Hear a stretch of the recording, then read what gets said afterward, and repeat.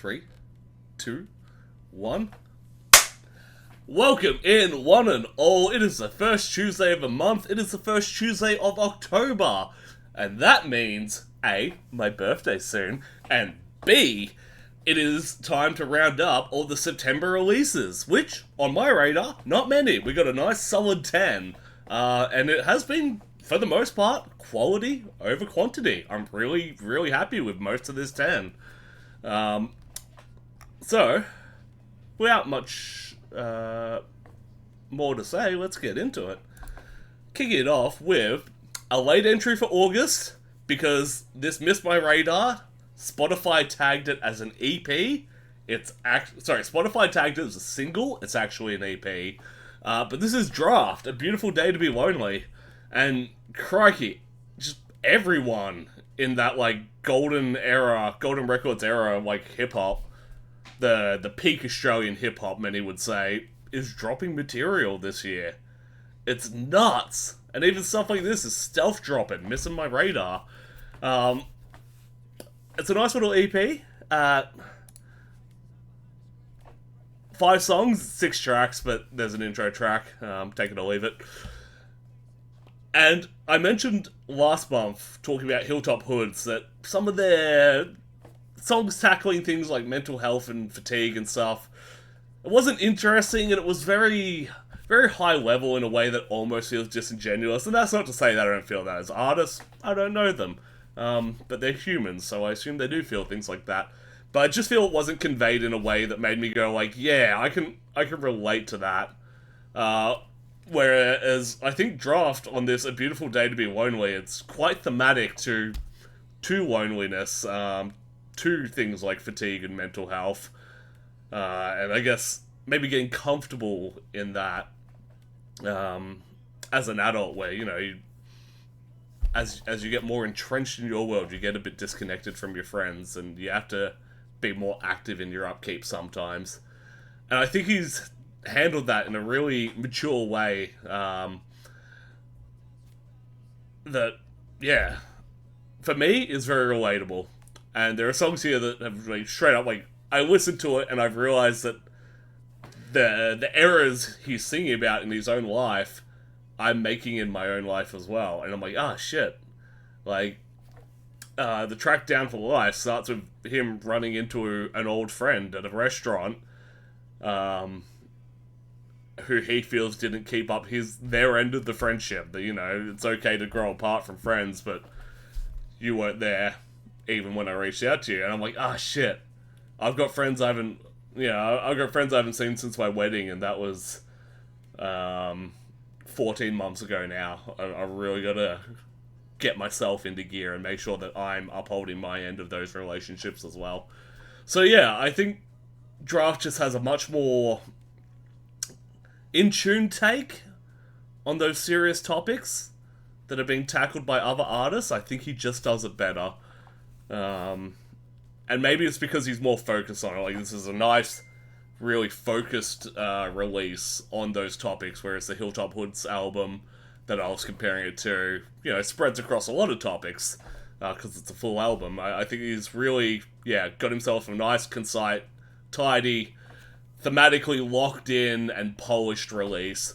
So Drapht, A Beautiful Day to Be Lonely, gets a hell yeah, but also it's a bit of a sad one, so it's like, hell yeah, man, I feel that. And I hope you're doing alright. Moving on, staying in the rap and hip-hop world, I swear I'm a metalhead, I promise, is Abnormally Norman, which is just a super fun album name, by Norman Sam, who I've covered a fair bit since discovering him, this year, I think? Maybe late last year? But, crikey, this guy just puts out material. And if it wasn't so well done, there's a wit to his lyricism that I don't think could be, generated. If anyone else is putting out this level of material, I'd claim AI. I'd claim, AI ghostwriters. But no, there are just very human qualities to it that, make me certain that he must be cranking these out. But God, the speed at which he does it. Yeah, he's doing everything I really like in hip hop. He's got really clear enunciation. I don't feel the need to be like, oh, what did he say there? He spoke too quickly, I kind of mumbled. Let me go to lyricgenius.com. There's none of that. The only times I'm hitting up Lyric Genius is when he makes a reference I don't get. And I do get a lot of his reference, which is cool. It's nice to connect to someone who probably didn't grow up like me, but grew up in the same time as me. So his references are related to the pop culture I was in. You know, he mentions Dragon Ball Z, he mentions wrestling, and I'm like, I got that. And then he'll mention something I don't get. I'm like, oh, let me look up that one. That's probably related to my generation. And yeah, it's never over-explained. It's really just kind of chipped in there to drill home whatever point he's making. He's very confident in what he's doing. He trusts in you to either get the reference or go figure it out on your own. One issue with the frequent release schedule that he's got, and he doesn't really have big choruses in his songs, is that none of it sticks. Like, I can put on any of his albums and have a really good time with it, and there's so much material to just throw on, but I couldn't tell you what my favorite Norman Sann song is, because, you know, they're all just really good rap. But there's no big hit, there's no big pop. So, the only one I can think of is the one where he screams really loudly off the last album. Which is like the one that I didn't like. So there we go. The one song I remember from Norman Sann is the one song I don't like. All the others very good. And that's probably not the way you want your discography talked about. But I really like that he uses every part of himself to like really open his range up for lyricism, including like his accent, his vernacular. There's a good one where he's talking about his flow, but the way he pronounces it is like floor.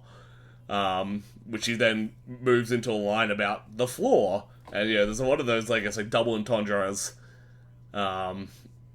It's all just like marks of a professional, mark of someone who isn't just rhyming, he's thinking about, you know, how the language works as a wordsmith, as a lyricist, as a rapper. And I think that's really awesome. I think that's what really, really, like, pulls me to rappers like him. And, yeah, like, I've mentioned Seth Century in my last point there, but that is very similar things, all of those things that pull me to Seth Century. I'm now getting in Norman Sann. If Seth Century had this guy's release timeline, crikey, I'd be a happy man. And then finally, my last note there is a beat in the song Unanimous, and I'm listening to it, I'm like, this is so familiar. I've heard this before, and I've heard this before in a rap context, and I finally figured it out. Seth Century used it in an early mixtape that's not on Spotify, because a lot of those beats he doesn't have the rights for. You know, it's underground mixtape, early stuff. So yeah, that was really cool to be like, oh wow, there's like, it's no longer just a mental connection, it's an actual, like, one step removed through line now. So obviously, Norman Sann, it's a hell yeah from me. Again, I just wish there was, like, something I could latch into more, and be like, wow, yeah, check out this is my favorite song, I recommend this, whereas when it comes to recommending, I'm just like, oh, just put on anything, it's all gold. Look at that, so nice little black and white scheme going as well. Too bad the black and white is ruined. Nicolas Cage Fighter, my boys, 3350, even though they don't play that song anymore, because, you know, when you blow up on a global stage, you tend not to play your song about your home postcode. Which is rude, because Rey Mysterio still hits the 619, so why isn't Nicolas Cage Fighter still hitting the 3350? Riddle me that. But Australian, Ballarat even, metallic hardcore, like, I went to school with the brothers of some of these guys. That's how close it is to my heart. When I turned 18, I was getting down to my local Corova Lounge to go see Nicolas Cage Fighter. I wouldn't say I'm a day oneer, but I've definitely been there from very early days. And I'm so happy to see them putting out amazing music in the year of our Lord 2025, getting recognition, having Nicolas Cage mention them in an interview and quote their lyrics, like, not just being a fan of the band, like, or aware of the band, but, like, he clearly listens to the music in depth, and that's honestly just the coolest thing ever. I can't even imagine how awesome that must feel for them, so congratulations to those guys. As for the music itself, from the first note, this comes so hard out of the gate, and I love that. I've been having feelings. My latest pet peeve in music is pointless intro tracks. I feel like every second album I listen to has like a 1-minute intro track that doesn't even flow into the first song. It's just sitting there like an ugly little space filler. Nicolas Cage Fighter, they're not fucking with that. They're coming in, they're going hard from beat one, and I love it. And then, there's this first bridge with this absolutely filthy bass little, flourish. It's probably not long enough to be a solo, but it's a beautiful little bass flourish. It's got the filthiest tone, and like, it's very much scrunch your face up metal. It's the big stank face. I think they've also progressed a lot on this release, which I'm super psyched to see, especially vocally. I feel like there is just, multiple new vocal styles being demonstrated on this album that they haven't put on any of their past releases. It is insanely just more dynamic. To the point of, like, really branching into other extreme metal qualities, not just in the core, not in the core sphere. They can do hardcore, they can do metalcore, they can do deathcore, but then they've got these, like, really growly, grunty stuff that it's going into gore grind, and I'm like, what the fuck? This is awesome! Like, I'm sure there are other bands doing it, but not in my awareness, and, I'm not a huge metalcore guy, but it can't be a lot of them because this is the first time hearing it. Song structure as well, a lot more varied. Feels like they've added a lot of new tricks to the repertoire, elements from other things. They're not just writing flat metalcore songs. There are moments where they go full hardcore or they go full deathcore. So it feels like just at every aspect they've upped their game on this album. And I think that's a real mark of them maturing as artists, and rising to the exposure they're getting, As the band is growing, they're growing as artists too. And I think the future is bright if they can keep that up. I hope this blows up. I hope people listen to this and be like, oh, cool, this is that band that Nicolas Cage mentioned. This is really awesome. If this is the album cycle that gets them big international, I would love that for them. But if not, then I'm sure they could do it on the next one because their trajectory is just so good. To the hometown for the 3350, Nicolas Cage Fighter gets a hell yeah. But you better play that song at your next Melbourne show already. Alright? For me, please? That's where I call home sometimes. Moving on to one that, if you've been tuning in regularly, you've heard me mention this. RinRin, the Nut House. I've been frothing this for a long time, waiting for this one. Because I feel it had a really long lead-in terms of, like, single release.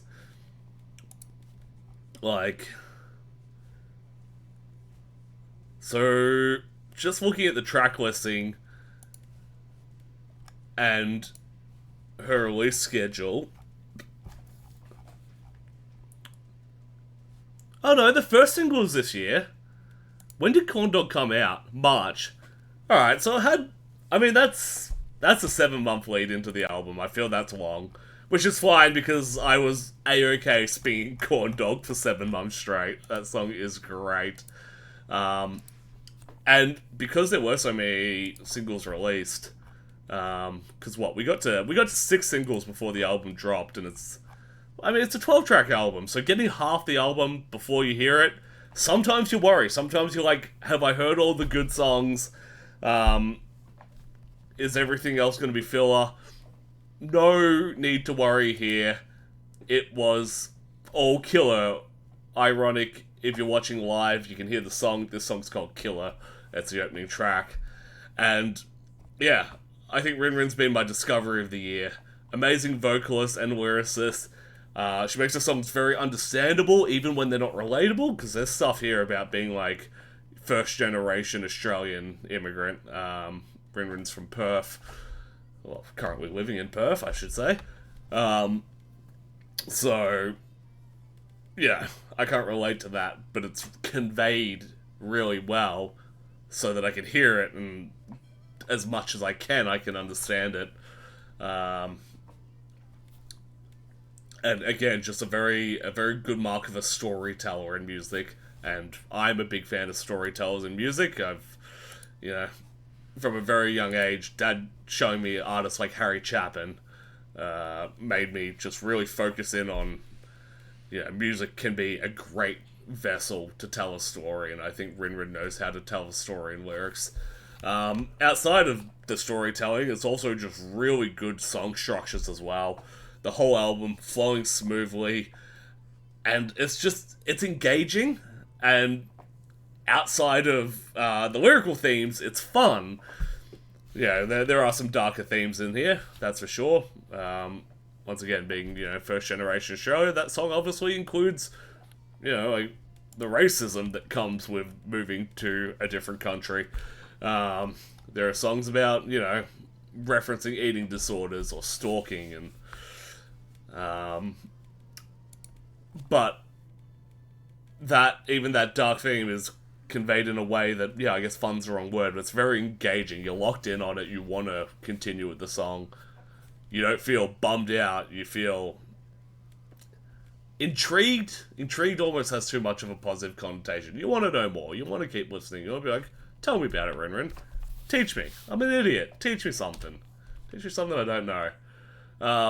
Also, and I said it about Nicolas Cage Fight, I'll say it here, no pointless transition tracks, intro tracks, outro tracks. It's 12 good songs. There is nothing wrong with doing those things, by the way. Like, don't think I hate it always. You can do cool things with it, but I'm just seeing more and more people including it because they feel they need to include it. It wasn't included here, and I think it's better for it. Outside of that, it's very well produced, which a lot of this alt metal, I think I've called the Jordan Fish effect, kind of chasing that Bring Me the Horizon step from heavy to more pop sensibilities, has led a lot of people to try and emulate that sound and failing and creating really overproduced music. There is a sweet spot, and this hits the sweet spot. But it does have those, like, I was going to say pop, but no, it's more that hyper-pop sound, very kind of heavy and in your face. The only real downside for this, and gee, what a problem to have, because they're signed to a international label, it sounds like the CDs are being produced internationally and then shipped to Perth, and then you have to order from Perth, and they come to Australia, to Australia. Sorry, Perth, they come to Melbourne. So the physicals are very expensive. I hope RinRin brings albums and shirts on tour, because I've got my Melbourne ticket. But yeah, I went to buy this album. I really want to buy this album. This is going to be easily in my top 10 albums for the year. This could honestly be a contender for my number 1 album of the year.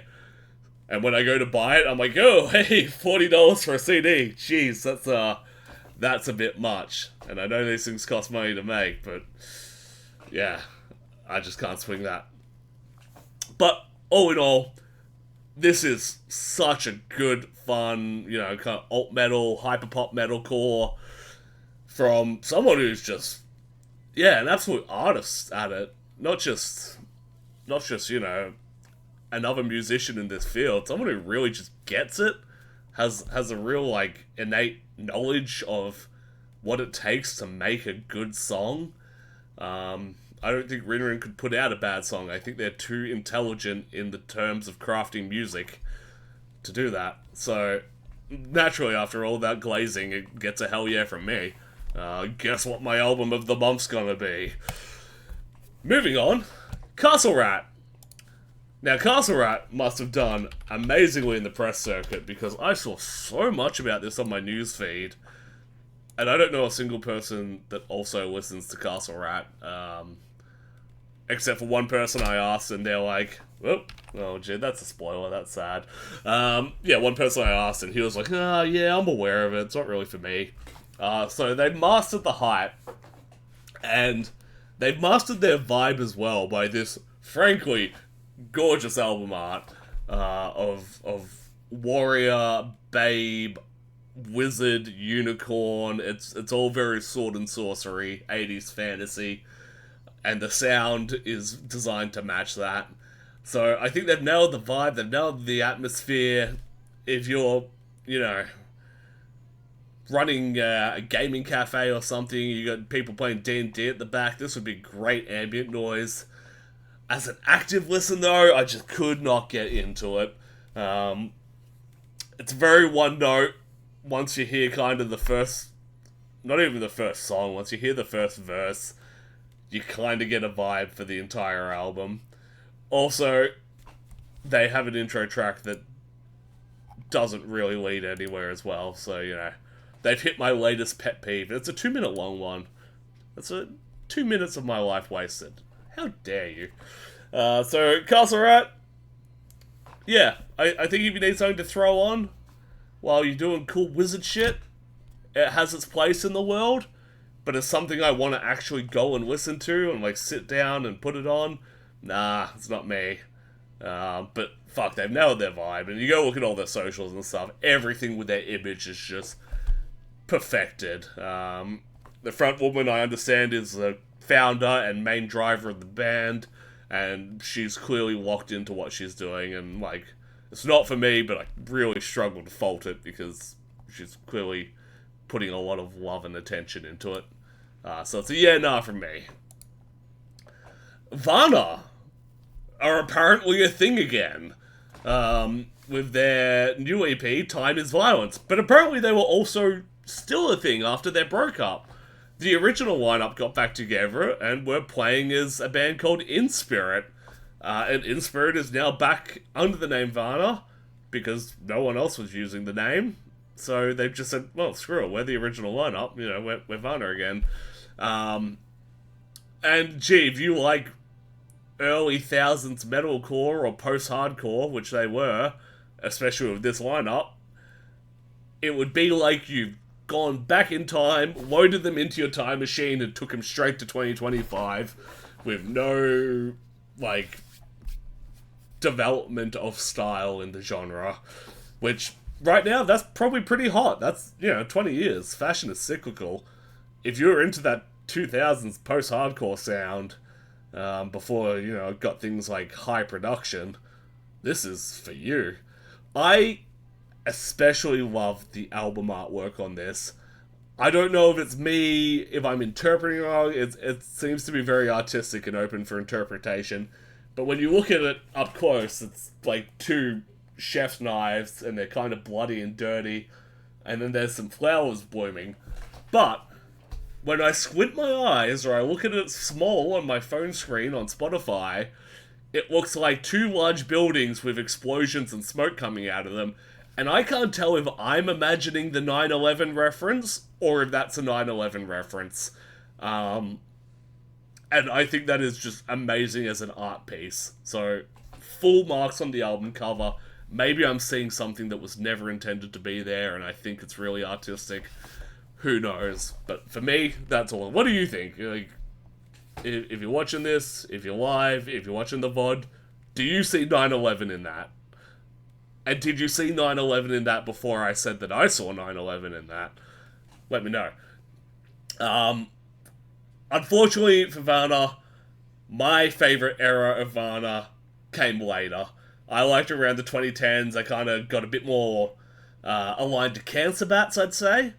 So, this early thousands metalcore, post-hardcore sound, it's authentic, but it's not for me. And one more thing is, because, I didn't know Vanna was back under the name In Spirit for ages, and I'm mad about that. I would love if someone had a program that can link Spotify, where you can put social media links for your page, and just have a system that matches that to your own social media to make sure that you're following all the bands on Spotify that you follow on Facebook, and vice versa. Anyone that you follow on Spotify, you follow on Facebook, Instagram, whatever. I actually looked into making this myself. I went to the point of researching the API calls you can do on Spotify, and the social media links is not a field that you can API call to. You can do a lot. There's a lot to API call for on Spotify, but not the social media links. And that's very upsetting for me. So, hey, if you're a dev and you think you could do that, I'd be a customer, and I bet other people would too. Because I follow heaps of bands, and, I've had my socials nuked in the last year and a bit. So, I'm not following half the bands on social media that I want to. And I miss cool stuff like this. And then comes a surprise, and it turned out I've been missing years of some other band. So, for me, personally, I don't like that era of post-hardcore. It's a nah from me. But if you're an old-school post-hardcore fan, if you hear Vanna original lineup and you're like, what? I would highly recommend getting into that one. Moving on to Revocation, New Gods, New Masters. And I froth a bit of Revocation. This is one of those things where, I always have to put caveat where I'm like, I'm not really into death metal. And then, Revocation will come on and be like, oh man, I love this.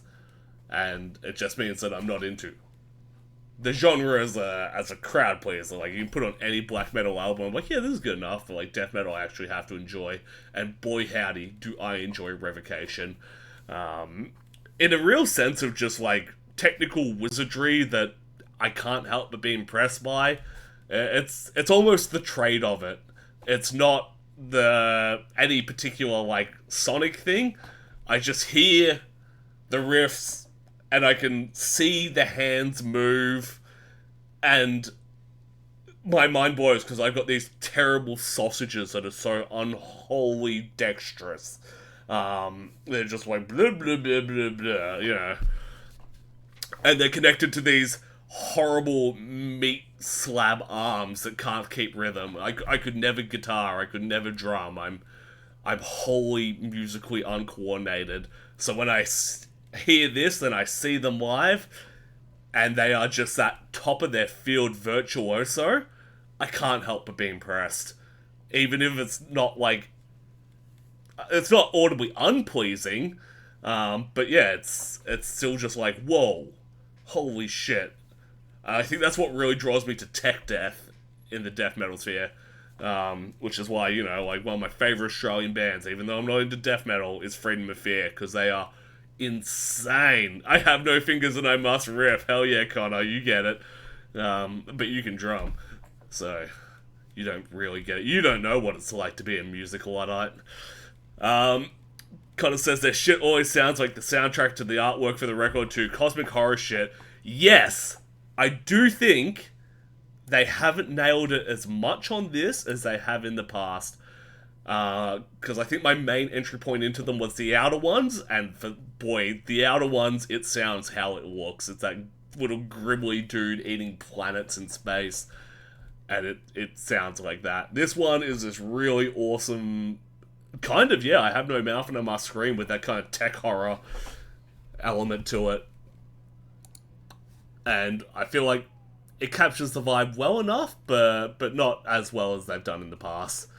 It is chock full of different styles, though. They go all over the extreme metal element, from really kind of foundational death metal stuff, a la Death, to modern breakdown deathcore type stuff.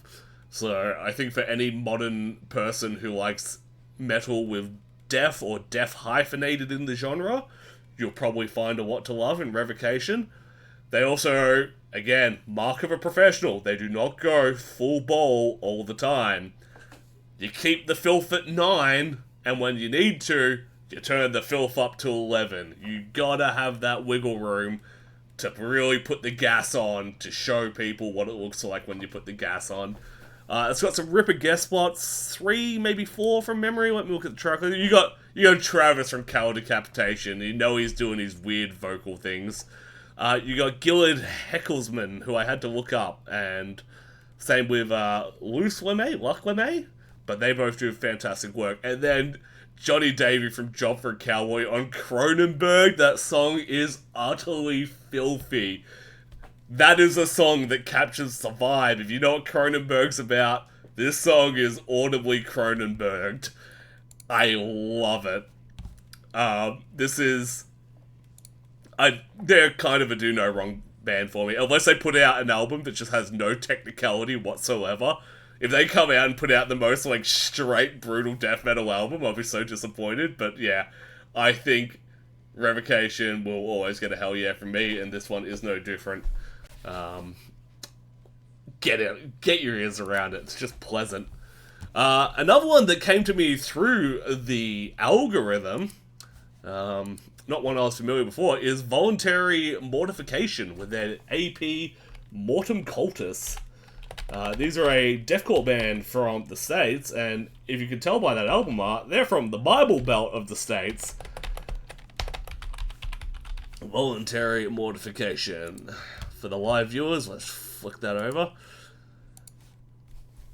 And this is their, I don't want to say debut, I want to say second release? Yeah, so they've had an album called Suffer to Rise, and this is their, well, first EP, Mortem Cultus. And all in all, it ain't bad. I think the algorithm did pretty well here. Straight off the bat, and I've talked a lot about what I do and don't like in deathcore so far this year. I really like the mix. Kind of what I was just saying about Revocation. They've left room in the mix to play with. Whereas I feel like a lot of deathcore, especially in the Australian local scene, is just like everything to 11 for max brutality. No, they've smartly scaled it down so that when they need to push up, there's room to push up. I hate how often I repeat that, because to me that is just, like, that should be foundational. It annoys me that people who can play instruments can't conceive what it means to make a good song. But Voluntary Mortification are getting it. The music itself pretty cool. They add some cool symphonics with these like churchy acoustics at points, which fits into the vibe. If you're going to do Bible Belt Christian deathcore, throw some churchiness into it, I guess. And the riffs do get a little bit technical at time, which again makes me go like, oh my god, I can just imagine how their fingers are moving right now, up and down that neck. Holy dooly. Outside of that, it is certainly a deathcore release. It comes with all the trappings of, if not my local scene, a local deathcore act. It is on the better end of a flooded market, but it's certainly wading in those floodwaters. And at the end of the album, or EP, I couldn't remember a lot of it. I couldn't recall for it. There is one fantastic shriek, like vocal shriek in the last song, in 2 Minute of a Machine, which also, very cool song name. And there's one part of the second track, Plagues, where they just keep saying Plagues over and over again, and that's pretty cool too. They do well to keep 4-minute songs interesting, or 4-minute average songs. So yeah, it's, for me, it's a soft hell yeah.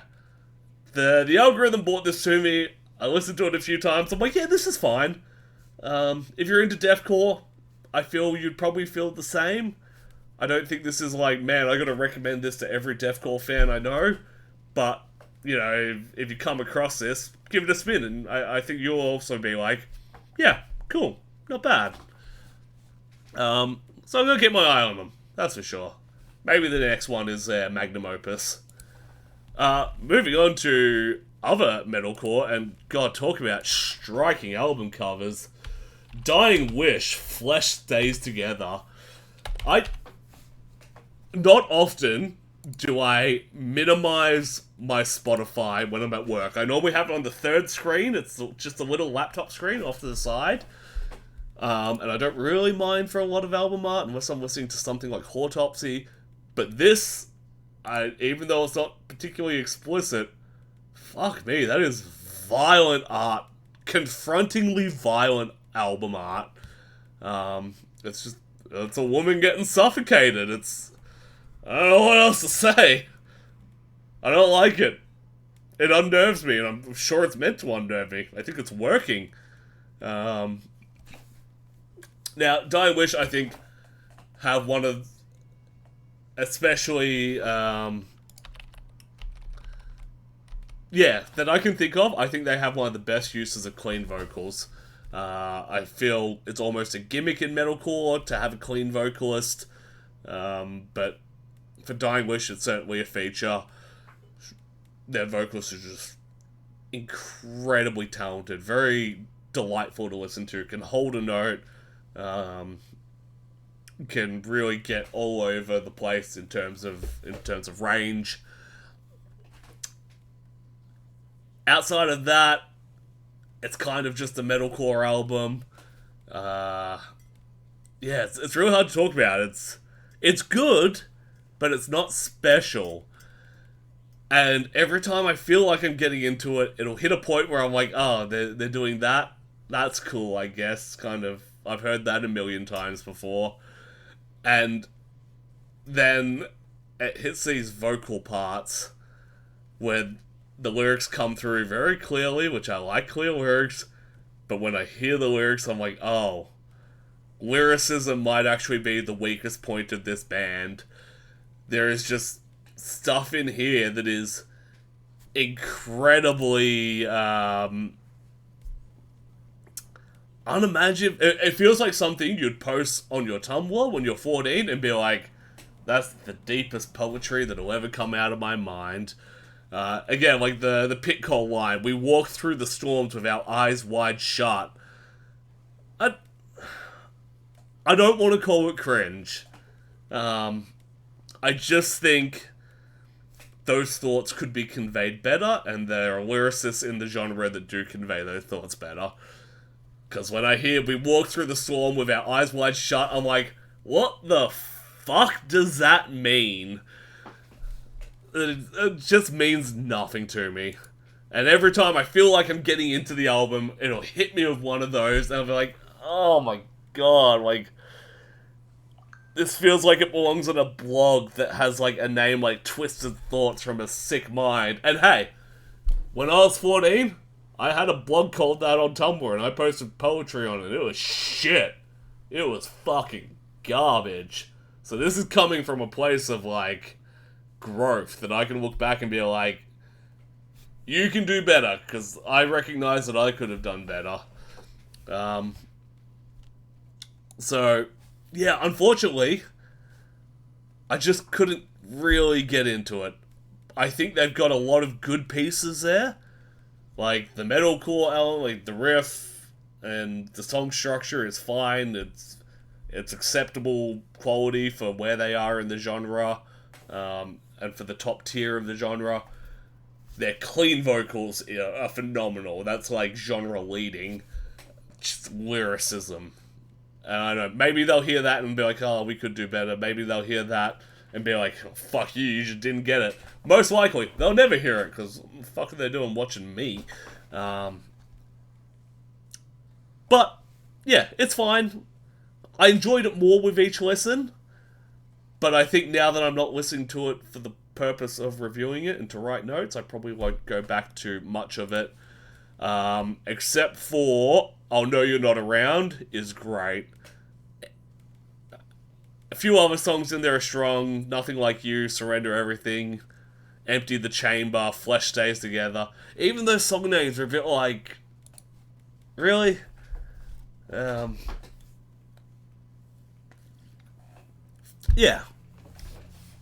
It's not bad. I think if you're a Dying Wish fan already, you'll be happy with this. But for me, it's a yeah, nah. And, finally, I told you it'd be a quick one, we've got Bliss and Esso. Kicking it off where we started with a bit of Aussie hip-hop. Now, back in April, they put out an album called The Moon, The Light Side. And a very intelligent, younger Regan was like, I bet they're gonna do a double album. And it'll be called The Moon, The Dark Side. And boy howdy, am I just the smartest cookie in the tool shed. Yeah. I'm sure you wish you were me. I'm gonna put on, for the live viewers, Come My Lady, because you're gonna immediately recognize the beat. It's Butterfly. They've also got Chemical Heart by Grimspoon as a beat, which is pretty cool. But kind of what I was saying at the very start with Drapht, where I think he really nailed some of the darker themes that he was rapping about, and that I feel Hilltop's Hood didn't capture it. If this is nailing it, and this is you got it, but like not in a really deep way, Bliss and Esso are here. It feels really disingenuous when they sing about these things. It doesn't come across as relatable or entertaining as from a story standpoint. The lyrics aren't smart or clever. The humor in them's very kind of on the surface. I don't listen to it and be like, oh, there was a hidden meaning there. It's just all on the surface. The beats are fine, but they're not memorable, and I don't think I'd listen to any of these songs for the beat alone. A lot of them, yeah, like, I'd just listen to Chemical Heart, or I'd just listen to Butterfly if I wanted to. Yeah. So, this feels more like B-sides than a double album to me. Sorry to Bliss and Esso. They've always kind of been my least favourite of the giants. Like 360, Hilltop Hoods, Bliss and Esso. Bliss has probably always been my least favourite. And, yeah. That's how it goes. It's a yeah nah from me. Especially, as I've said so many times this year, Australian hip-hop is having a golden resurgence. We've got new Bliss, we've got new Hilltop, we got new 360, we got new Seth Century, we got new Drapht. Illy put out one last year, but late last year. Like, if you listened to Australian hip-hop in like the 2010s or 2000s, you need to be getting back into it now. Briggs is doing a fucking new metal band. Like, it is a resurgence, and this is not up to the standards set by such a resurgence. And that's the month for me. 10 releases, like I said. Pretty good quality. Is that more than 10? No, that's 10. Pretty good quality-wise. Yeah, I think the only one I'd be like, don't even bother with it, is this Bliss and Esso one. You know, if you're into metalcore and you like Dying Wish, definitely check out Dying Wish. If you like early thousands post-hardcore, Vanna, original lineup, back together again, get on it. And if you like D&D and background music, Castle Rat, it's a good vibe. It's not a good active listen, it's a good vibe. But there can only be one album of the month, and I've been talking about it since Corn Dog came out in March. It's got to go to RinRin. And yeah, just even looking at that, I'm like, that could be album of the year. It's definitely top 3 there. It would be between RinRin, Malevolence, and We Lost the Sea. So, that's the month. Pretty happy with it. I like a lower schedule. It lets me spend a lot more time. I wrote so many more notes than I generally write for every release because I had time to do it. Well, we got in chat, Shave Dog. We got new Baby No Money in October, baby. October's looking good. We got 50 Lions, New Reality, Seth Century, Super Cool Treehouse 2, a Sydney death metal band called Gorotica, Daily Grind of the Medieval Age, AFI, Silver Bleeds the Black Sun. We got Orbit Culture. They've come up in my algorithm recently on Spotify. I will add them to the list. Alright, I'm doing Orbit Culture. I'm doing Taylor Swift because people keep asking me to do Taylor Swift. Won't be a great review, guys. I don't know what to tell you. And yeah, Baby No Money. Can't wait to listen to that and then see Baby No Money at the end of the month. Well, technically early November, but you know. There is... You wish you were doing Taylor Swift? Look, we're going to end the segment there. Thank you so much for tuning in. First Tuesday of every month, we wrap it up. If you have an album you want me to do, you can either use your channel points to enforce it, or you can ask me nicely and I'll probably do it anyway. I won't say no to much unless I really don't think I'm going to enjoy it. So yeah. thank you so much for watching. I'll catch you in the next one.